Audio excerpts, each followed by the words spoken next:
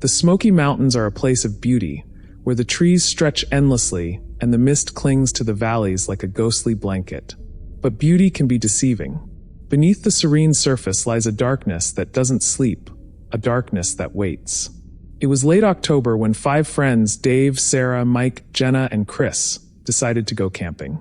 They were all in their mid-20s, fresh out of college, and looking for one last adventure before the real world swallowed them whole. Dave, the unofficial leader of the group, had chosen the spot, a secluded clearing near the ruins of an old ranger station that had burned down decades ago. "It's got history," Dave had said with a grin. "And it's far enough from the tourist traps. Just us and the wilderness." The others had agreed, though Sarah had felt a twinge of unease. She didn't like the way Dave's eyes lit up when he talked about the fire that had destroyed the station. 50 years ago, and they never found the ranger's body, he'd said. Some say his spirit still roams these woods. They arrived at the clearing just before sunset. The ruins of the ranger station loomed in the distance, a skeleton of charred wood and broken stone. The air smelled faintly of ash, even after all these years. They set up their tents quickly, laughing and joking as they worked. By the time the sun dipped below the horizon, they had a fire going. The flames crackled and popped, casting flickering shadows on the trees. They roasted marshmallows, told stories, and passed around a bottle of cheap whiskey. It was Sarah who noticed it first. The fire had burned down to embers, but instead of the usual orange glow, the coals were green. A sickly, unnatural green that pulsed faintly, like a heartbeat. Guys," she said, pointing. "What's up with the fire?" The others turned to look. Mike, ever the skeptic, leaned closer. "Probably some chemical in the wood. Maybe copper or something." But Dave's face was pale. "That's not copper," he said quietly. Before anyone could respond, the fire roared back to life. The flames shot up, taller than any of them, burning with that same eerie green light. The heat should have been unbearable, but instead, the air grew colder. Sarah could see her breath fogging in front of her. "What the hell is this?" Chris shouted, stumbling back. The fire twisted and writhed, the flames forming shapes, faces. Human faces, contorted in agony. Their mouths opened in silent screams, their eyes wide with terror. "We need to put it out," Jenna yelled, grabbing a bottle of water. She threw it on the fire, but the flames only grew stronger. Dave stepped closer, his face lit by the green glow. It's beautiful," he whispered. "Dave, get back!" Sarah screamed, but it was too late. The fire lunged at him, a tendril of flame wrapping around his arm. He didn't scream. He didn't even struggle. He just stood there, staring into the flames as they consumed him. In seconds, he was gone. The others froze, too terrified to move. The fire retreated, shrinking back to its original size, but the green glow remained. The faces in the flames were still there, watching. "We need to leave." "Now," Mike said, his voice shaking. They didn't bother packing. They just ran, crashing through the underbrush, not caring about the branches that scratched their faces and arms. The firelight faded behind them, but when Sarah glanced back, she saw it, a faint green glow flickering in the distance. They reached the car and piled in, their breaths coming in ragged gasps. Mike fumbled with the keys, his hands trembling so badly he could barely get them in the ignition. As they drove away, Sarah looked in the rearview mirror. The fire was still there, burning in the middle of the road, its green light piercing through the darkness. They didn't stop until they reached the nearest town. The police didn't believe their story, of course. How could they? But when a search party went to the clearing the next day, they found no trace of Dave. No body, no ashes, nothing. The fire was gone too, but the ground where it had burned was scorched black, and the air smelled of sulfur. Weeks passed, and the survivors tried to move on. But the fire wasn't done with them. Sarah started seeing it in her dreams. She'd wake up in a cold sweat, the smell of smoke clinging to her sheets. Sometimes she'd hear Dave's voice whispering her name. Mike quit his job and moved to the city, but even there, he couldn't escape it. He'd see the green glow in the corner of his eye, always just out of reach. Jenna stopped sleeping altogether. She'd sit by her window, staring into the darkness, waiting for the fire to come back. And Chris? Chris went back to the Smoky Mountains. "I need to know what it is," he told Sarah before he left. "I need to understand." She never heard from him again. The locals have a name for it, the Devil's Hearth. They say it appears every few years, always near the old ranger station. It doesn't burn wood or leaves, it burns souls. Some say it's the spirit of the ranger who died in the fire, cursed to wander the woods for eternity. Others say it's something older, something that was there long before the station was built. Whatever it is, it's hungry. And it's waiting. If you ever find yourself camping in the Smoky Mountains, and you see a fire burning green, don't stop to admire it. Don't try to put it out. Just run. Because once it sees you, it won't let go. And you'll burn. Forever. The Canadian wilderness is vast, beautiful, and unforgiving. It's the kind of place where you can walk for days and not see another soul. But sometimes the wilderness doesn't want you there. Sometimes it hides things that should never be found. Mike and Ben were brothers 2 years apart, but closer than most siblings. They shared a love for the outdoors, for the thrill of being miles away from civilization. It was their annual tradition, a week-long backpacking trip in the wild. This year, they chose the remote forests of British Columbia, a place so untouched it felt like stepping into another world. On their second day, they stumbled upon the tent. It was pitched in a small clearing, surrounded by towering pines. The tent itself was modern, expensive-looking, and in perfect condition. But something about it felt off. "Hello," Mike called out, his voice echoing through the trees. No answer. Ben stepped closer, his hand resting on the hilt of the hunting knife strapped to his belt. "Anyone home?" Still nothing. The brothers exchanged a glance. Mike shrugged and unzipped the tent flap.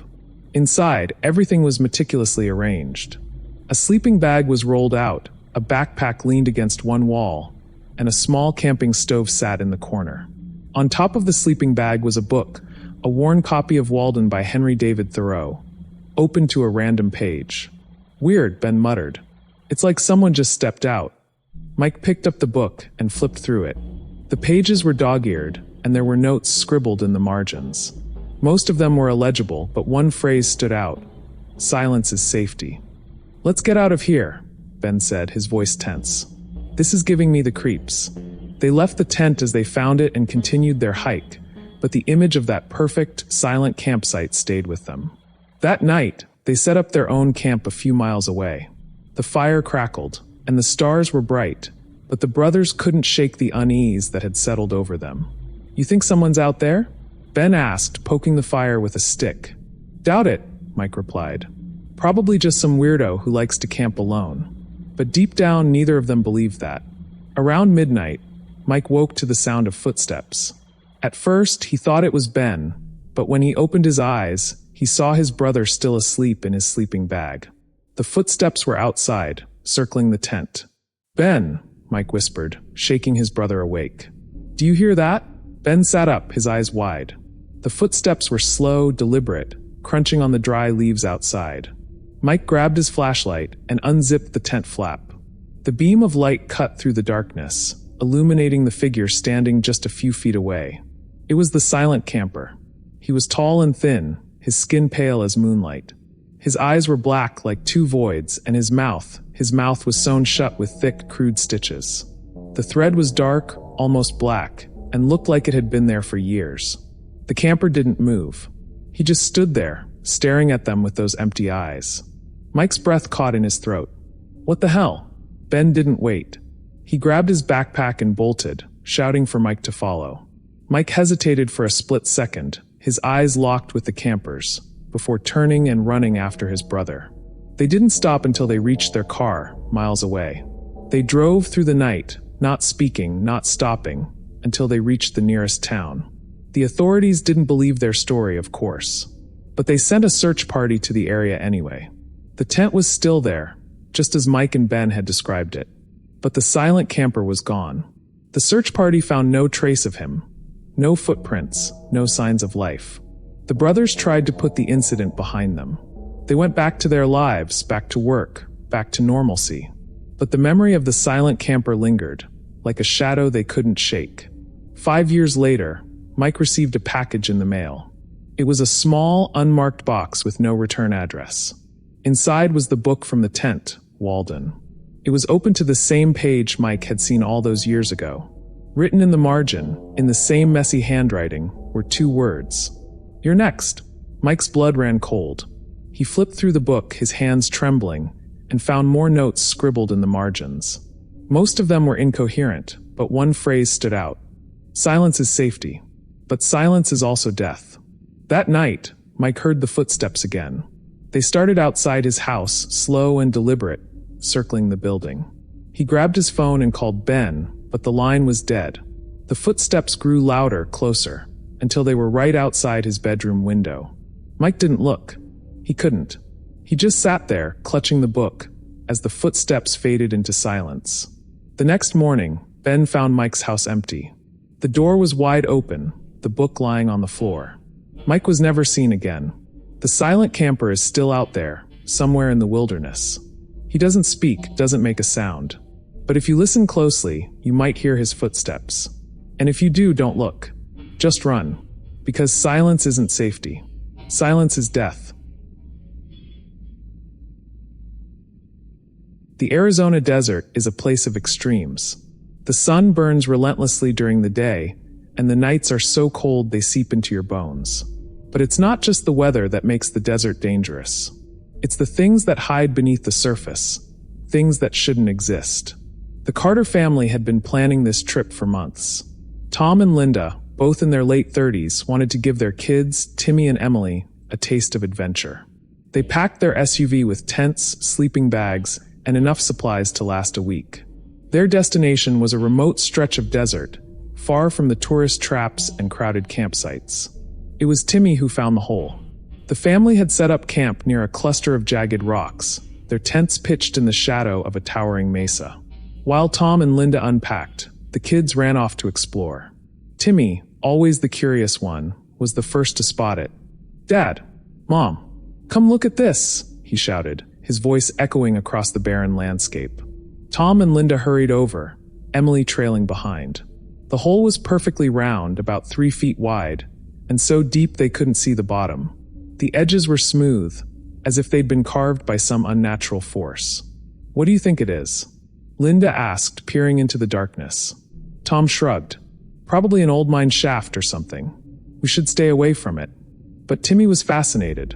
He knelt at the edge, tossing a small rock into the hole. They all listened, waiting for the sound of it hitting the bottom. It never came. That night, the desert was eerily quiet. The stars were bright, and the moon cast an otherworldly glow over the landscape. The family sat around the campfire, roasting marshmallows and telling stories. But as the fire died down, the unease set in. Linda was the first to notice it. "Do you hear that?" she asked, her voice barely above a whisper. "Hear what?" Tom replied. "It's like a hum. Really low, like it's coming from underground." They all listened, but the sound was so faint it was hard to tell if it was real or just their imagination. Around midnight, Timmy woke up screaming. "Something's pulling me," he cried, thrashing in his sleeping bag. Tom and Linda rushed to his side, their flashlights cutting through the darkness. Timmy's ankles were covered in deep, jagged claw marks, as if something had tried to drag him away. "What happened?" Linda asked, her voice trembling. "I don't know," Timmy sobbed. "I was asleep, and then I felt something grab me." Tom searched the tent, but there was no sign of an intruder. The claw marks were real, though, and they looked fresh. The next morning, the family decided to leave. The hole had spooked them, and Timmy's ordeal was the final straw. As they packed up, Timmy wandered off again. "Timmy," Linda called, her voice sharp with panic. "Where are you?" They found him standing by the hole, staring into its depths. His face was pale, his eyes wide and unblinking. "Timmy, get away from there," Tom shouted, running toward him. But before he could reach his son, Timmy spoke.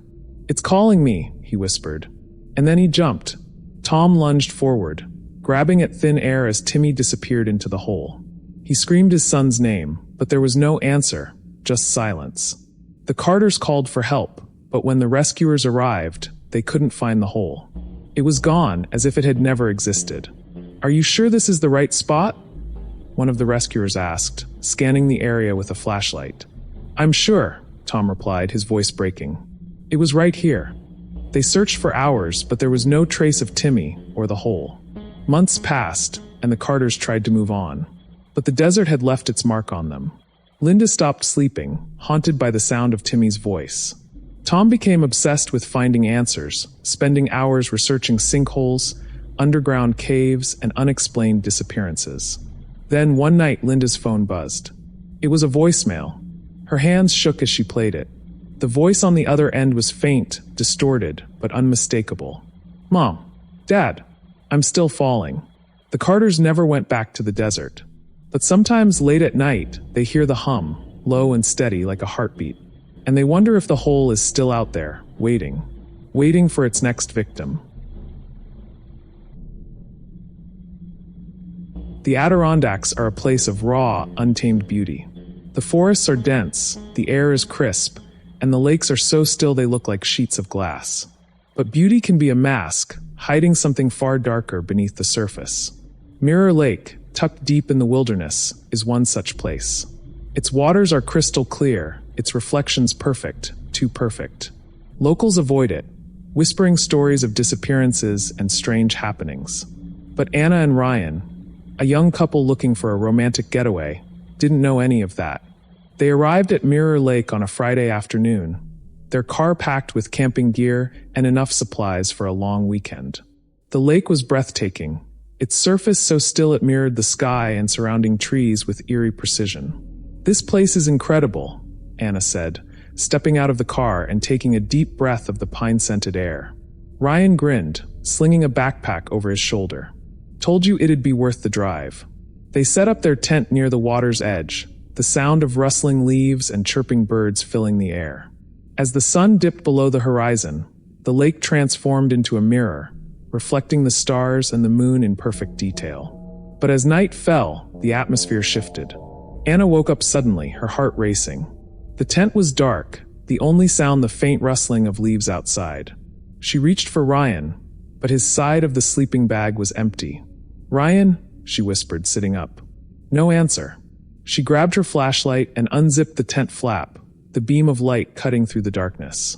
Ryan was standing at the edge of the lake, his back to her, staring into the water. "Ryan, what are you doing?" she called, her voice louder this time. He didn't respond. He just stood there, motionless. Anna approached him slowly, her unease growing with every step. When she reached his side, she saw his reflection in the water. But it wasn't him. It was a twisted version of Ryan, his face pale and gaunt, his eyes black as coal. His mouth stretched into a grotesque grin, revealing rows of jagged teeth. The reflection waved at her, its movements jerky and unnatural. Anna's breath caught in her throat. "Ryan." He turned to her, his eyes blank and empty. "It's better down there," he said, his voice flat and emotionless. Before she could stop him, he stepped into the lake. "Ryan, no!" Anna screamed, lunging for him. But he was gone, swallowed by the dark water. Anna searched for hours, calling his name, diving into the lake, but there was no sign of him. The water was perfectly still, as if nothing had happened. Exhausted and terrified, she returned to the tent. She didn't sleep that night. She just sat there, staring at the lake, waiting for Ryan to come back. But he never did. The next morning, the lake was calm again, its surface like a mirror. Anna stood at the edge, her reflection staring back at her. But something was wrong. Her reflection wasn't hers. It was a twisted version of her, its face pale and its eyes black. It grinned at her, its mouth stretching too wide, just like Ryan's reflection had. Anna stumbled back, her heart racing. She packed up the tent and left as quickly as she could, not looking back. Months passed and Anna tried to move on, but the memory of Mirror Lake haunted her. She couldn't shake the feeling that something was watching her, waiting for her. Then one night she heard it. A voice, faint and distorted, calling her name. "Anna!" It was coming from the bathroom. She approached slowly, her heart pounding. The mirror above the sink was fogged, but as she wiped it clean, she saw her reflection, and it wasn't hers. The twisted version of her grinned, its black eyes boring into hers. "It's better down here," it whispered. Anna screamed, smashing the mirror with her fist. But the voice didn't stop. It followed her, echoing in her mind, growing louder and more insistent. Anna never went back to Mirror Lake. But sometimes late at night, she hears Ryan's voice calling her from the water. And sometimes, when she looks into a mirror, she sees the twisted version of herself, grinning back at her. Waiting. The lake is still out there, its surface like glass, its depths hiding something dark and ancient. And if you listen closely, you might hear it calling your name. But don't look. Don't go near the water, because once it sees you, it won't let go. And you'll be next. The Appalachian Trail is a place of rugged beauty, where the forests stretch endlessly and the mountains rise like ancient sentinels. It's a place where you can lose yourself, in the best and worst ways. For Sarah, a solo hiker with a love for the outdoors, it was the perfect escape. She needed time away from the noise of the city, from the constant buzz of her phone, from the weight of her own thoughts. She had been hiking for 3 days when she found the clearing. It was late afternoon, and the sun was beginning to dip below the treeline. Sarah was tired, her legs aching from the miles she'd covered. She had been looking for a place to set up camp when she stumbled upon it. A small, picturesque clearing nestled among the trees. The clearing was perfect. The ground was soft and flat, ideal for pitching a tent. There was a fire pit in the center, its stones blackened from use, and even a makeshift bench made from a fallen log. It looked like someone had taken the time to create the perfect campsite. "This is it," Sarah said to herself, dropping her backpack with a sigh of relief. She set up her tent quickly, the familiar routine calming her nerves. As the sun set, she built a fire in the pit, the flames crackling and casting flickering shadows on the trees. She cooked a simple meal of dehydrated pasta and sat on the log bench, staring into the fire. For the first time in weeks, she felt at peace. But as the night deepened, the peace didn't last. Sarah woke up to the sound of voices. At first, she thought it was other hikers. The Appalachian Trail was popular, and it wasn't uncommon to run into fellow travelers. But as she listened, her unease grew. The voices were speaking a language she didn't recognize, guttural, almost alien. She grabbed her flashlight and unzipped the tent flap, peeking outside. The clearing was full of people. They were shadowy figures, their forms indistinct, like they were made of smoke. They sat around the fire, their faces blurred, like static on a TV. They were laughing, talking, but their voices sounded wrong, like they were coming from far away. Sarah's breath caught in her throat. She wanted to scream, to run, but she was frozen in place. One of the figures turned toward her. Its face was a blank void, but she could feel its gaze on her. It raised a hand, beckoning her to join them. Sarah slammed the tent flap shut and scrambled back into her sleeping bag. She covered her ears, trying to block out the voices, but they seeped through, growing louder and more insistent. She didn't sleep that night. At first light, Sarah packed up her tent and left. She didn't bother with breakfast, didn't even stop to put out the fire. She just ran, crashing through the underbrush, not caring about the branches that scratched her face and arms. It took her hours to reach the nearest town. She stumbled into the ranger station, her clothes torn and her face pale. The ranger, a middle-aged man with a kind face, looked up from his desk. "Can I help you?" Sarah collapsed into a chair, her hands shaking. "I need to report something. Something strange." She told him about the clearing, about the shadowy figures, about the voices. The ranger listened intently, his expression growing darker with every word. When she finished, he leaned back in his chair, his face pale. "That clearing, it doesn't exist." "What do you mean?" Sarah asked, her voice trembling. 50 years ago, there was a campsite in that area. A group of hikers set up camp there, just like you did. But one night, there was a fire. No one knows how it started, but it spread quickly. Everyone died, 8 people in total. The clearing was destroyed, and the forest grew back over it. No one's camped there since. Sarah's blood ran cold. "But I was there. I saw it. I saw them." The ranger shook his head. "You couldn't have. That campsite hasn't existed for 50 years. Sarah never went back to the Appalachian Trail. She tried to put the experience behind her, to convince herself it was just a bad dream. But the memory of the shadowy figures stayed with her, haunting her thoughts. Sometimes, late at night, she would hear the voices again, faint and distorted, calling her name. And sometimes, when she closed her eyes, she would see the clearing, the fire burning bright, the figures beckoning her to join them. She never did, but she couldn't shake the feeling that they were still waiting for her. The Appalachian Trail is a place of rugged beauty, but it's also a place of secrets. And if you're not careful, you might stumble upon something that shouldn't exist.